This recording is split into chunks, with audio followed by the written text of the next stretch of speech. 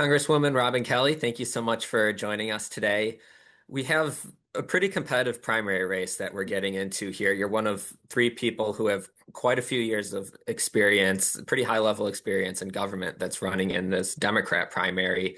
How do you set yourself apart in this race? Well, I'm the only one in the race that has worked effectively and been a leader on every level of government, starting with local government to state as a state rep, as Alexi Janulis's chief of staff, as Tony Pratt-Winkle's chief administrative officer, and now being in Congress 12 and a half years. So I do feel like that sets me apart. And if you look at the work product, I get things done. Yeah, tell me a little bit about that. I know you're really emphasizing that you're someone who actually gets things done. You're a doer. You don't just talk about it.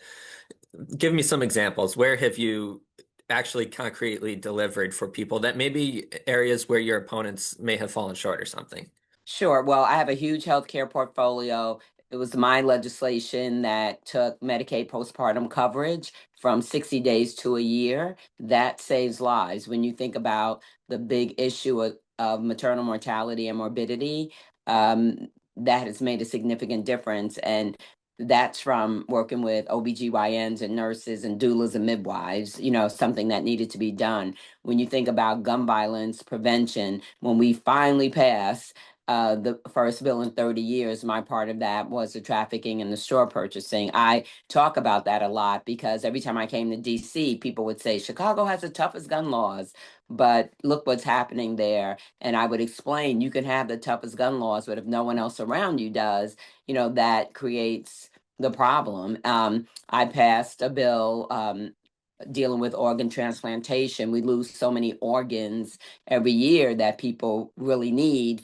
And we passed a bill to improve that. I passed the IT modernization bill. Of course, I had partners, Republican partners and Democratic partners, but I was one of the leads on that.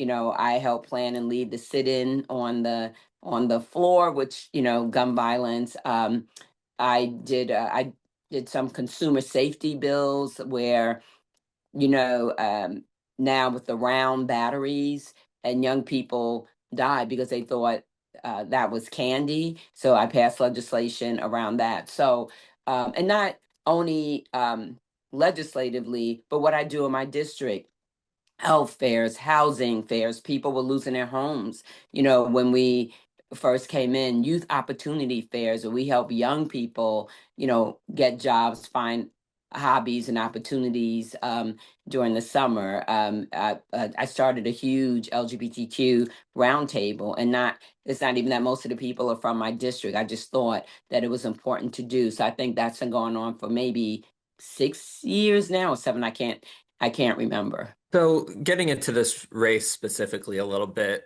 when you became state party chair, you beat a candidate backed by Governor J.B. Pritzker. Mhm. Then the next election for state party chair, you lost to a person backed by the governor. You're running against another candidate for a third time in this race who's already been endorsed by Governor Pritzker. Do you feel like you're running against him constantly here? I know this is round three. It feels like it a little bit, but I mean, I know the lieutenant governor, I'm going to give her respect, is in the race. When I look back at all my races, when I ran for state rep, I ran against a 10-year incumbent. When I ran for treasurer, I ran against a big money person. He eventually dropped out, and I was a Democratic nominee. When I ran for Congress, I know I definitely was, one of the underdogs. There was so many of us, but I know I was one of them. So, and then you brought up the party chair. So I'm used to tough races, and really I've been motored by the people. That's really what it comes down to. That I get out there, I grind, I meet everybody I can, and when I am in my position, again, I do the work. I do the work. People know we're active. I hear it all the time, no matter where I go, that people appreciate me and my staff because I've been very lucky to have a great staff. You don't do anything by yourself, so I can go out there and talk the talk, but if we don't deliver, it doesn't mean anything. When we saw you a few weeks ago up in Peoria, you told some of the people who were at your gathering that one of your kind of objectives here in this campaign is to get money out of political campaigns, so that it doesn't matter how much money you have, that, you're still a viable candidate. Mhm. We had the fundraising reports come out recently. You had pretty strong fundraising numbers. You have $2 million to work with, which is a pretty substantial amount for starting a race.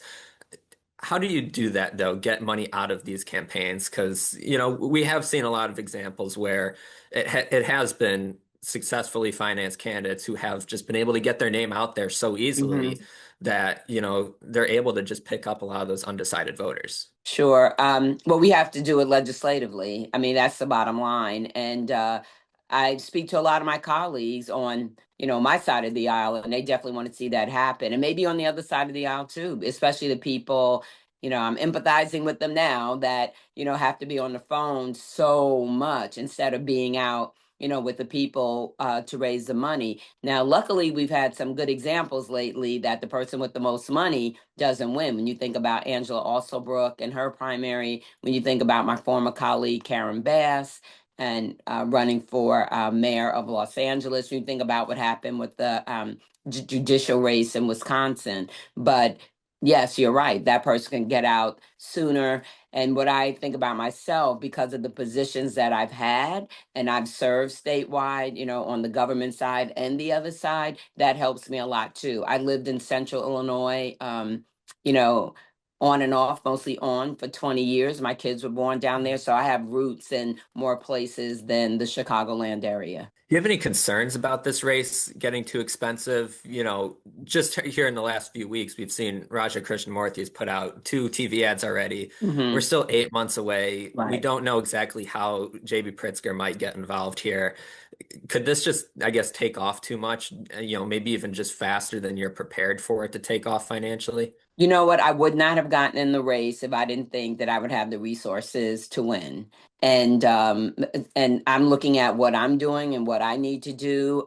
Yeah, they could spend more money. I know that's a possibility, but again, my races have always been powered by the people, and I'm going to do everything I can to get in front of as many people as I can and to get my story out because I know it's a good story and one of accomplishments and good trouble, as John Lewis would say. Speaking of John Lewis, I do want to get into some of the policy stuff here in this race. I know gun legislation, as you mentioned, has been one of your top priorities since you've been in Congress. You mentioned that sit-in a few years ago that you Mhm. did with John Lewis. Since that day in 2016, do you feel like your party has moved the needle on gun violence in the court of public opinion? Do you think people are more receptive to your message at all about the need for more restrictions on guns in this country?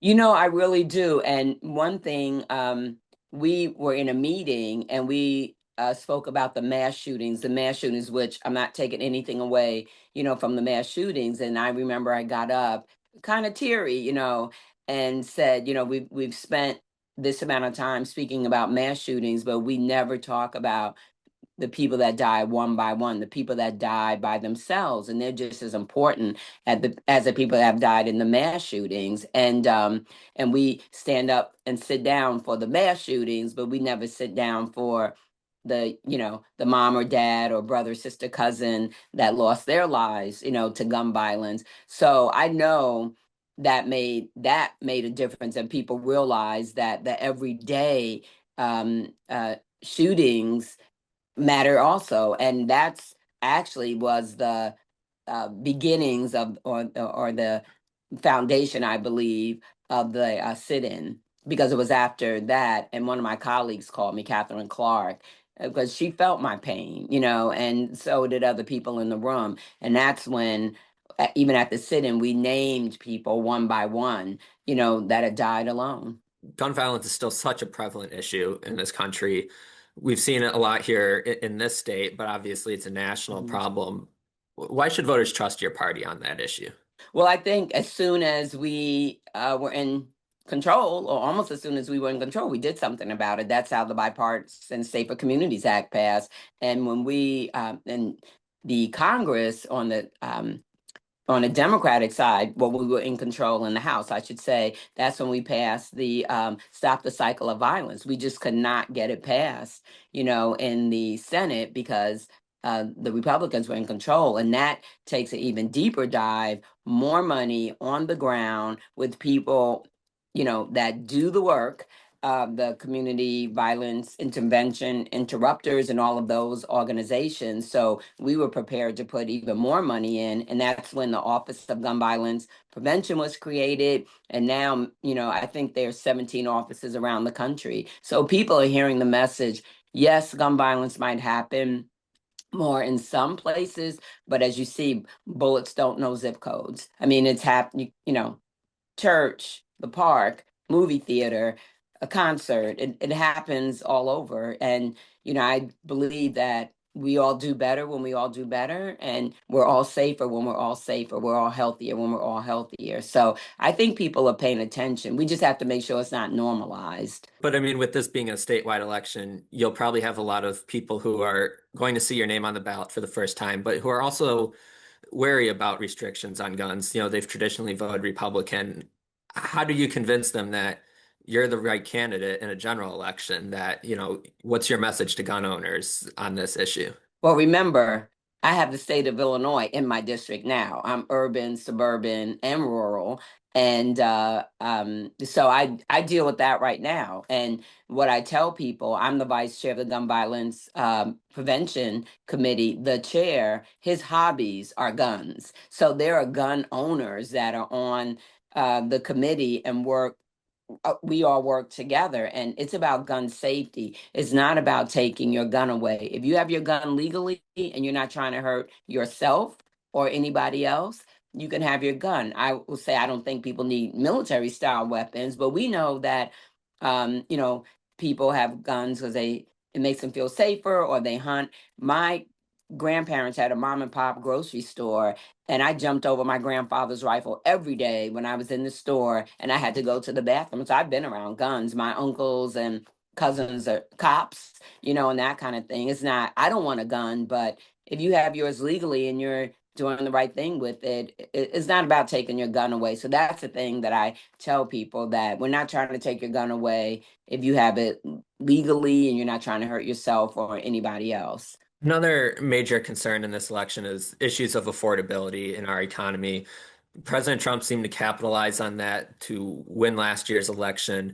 If Democrats are able to get control of Congress in 2026, what would you want to see your party do to address affordability issues? Well, he fooled the people since he said he was going to bring down prices on day one. Well, you see in the big ugly bill that passed, he kind of went the opposite way. I mean, people taking away people's health care, education is at stake, all those things. And he's gotten rid of so many people. So there's so many people that don't even have jobs. That means they don't have health care. I think that when we are, we have to be in control again because you have to have the numbers that we need to, some of the amendments that we tried to get passed.